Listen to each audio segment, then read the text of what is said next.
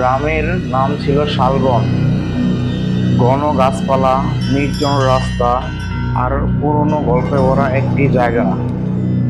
এই গ্রামের এক কোনায় দাঁড়িয়ে আছে একটা বিশাল জমিদার বাড়ি। ভাঙা দরজা, ধুলো জমা বারান্দা আর আদিভূত নীরবতা।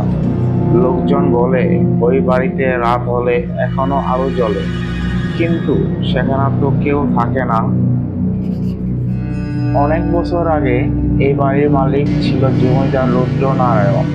সে ছিল নিষ্ঠুর, ভয়ঙ্কর মানুষ। প্রজাদের উপর অত্যাচার করত। কারো কান্না, কারো জীবন, কিছুই তার কাছে মূল্য ছিল না। এক রাতে গ্রামের মানুষ বিদ্রোহ করেছিল। তারা জমিদারকে শেষ করতে চেয়েছিল, কিন্তু সফল হয়নি। পরের দিন সকালে জমিদার বাড়ির সামনে ঝুলছিল কয়েকটা মৃতদেহ। আর সেই দিন থেকেই শুরু হয় অভিশাপ। অনেক বছর পর শহর থেকে আরিফ নামে এক ছেলে আসে। সে ইউটিউবের জন্য ভয়ঙ্কর জায়গা গিয়ে ভিডিও বানায়। লোকজন তাকে সাবধান করলো, ওই বাড়িতে যেও না, কেউ ফিরে আসে না।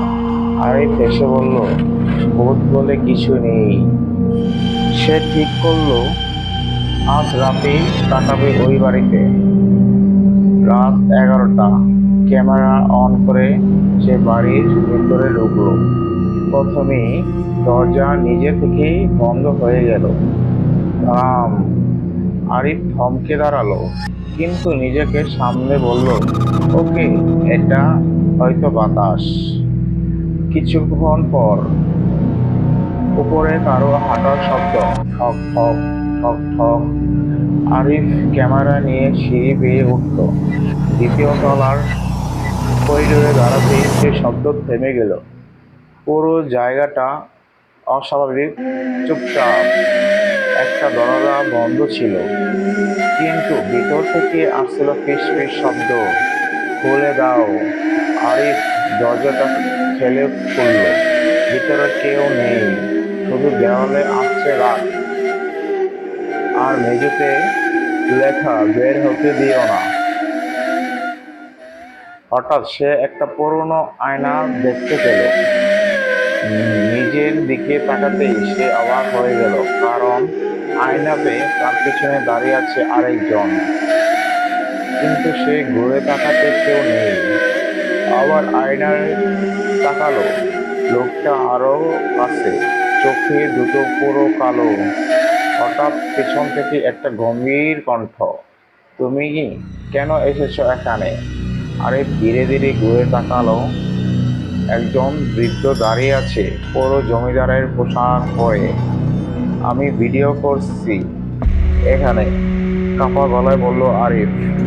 লোকটা হেসে বলল, একটা ঠান্ডা ভয়েস হাসি। অনেকেই হেসেছে, কিন্তু কেউ ফিরে যায়নি। হঠাৎ চারপাশে অন্ধকার নেমে এলো। দেওয়াল থেকে বের হতে লাগলো অনেক হাত, মাটি থেকে উঠতে লাগলো মানুষ। তাদের চোখ নেই, মুখ বিকৃত। তারা সবাই একসাথে বলছে, আমাদের মুক্তি দাও। আরিফ দৌড়াতে লাগলো। সিঁড়ি দিয়ে নিচে নামতে গিয়ে পড়ে গেল। ক্যামেরা মাটিতে পড়ে রেকর্ড করতে থাকলো। ভিডিওতে দেখা গেল আরিফ ধীরে ধীরে টেনে নিয়ে যাওয়া হচ্ছে অন্ধকার দিকে। সকালে গ্রামের লোকজন বাড়ির সামনে ক্যামেরা পেল। ভিডিওতে চালিয়ে তারা যা দেখলো সেটা কেউ বিশ্বাস করতে পারলো না। শেষ আরিফ ক্যামেরার দিকে তাকিয়ে বলছে, ওরা এখনো এখানে আছে।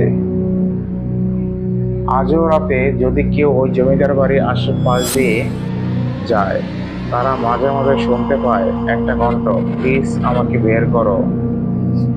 ধন্যবাদ।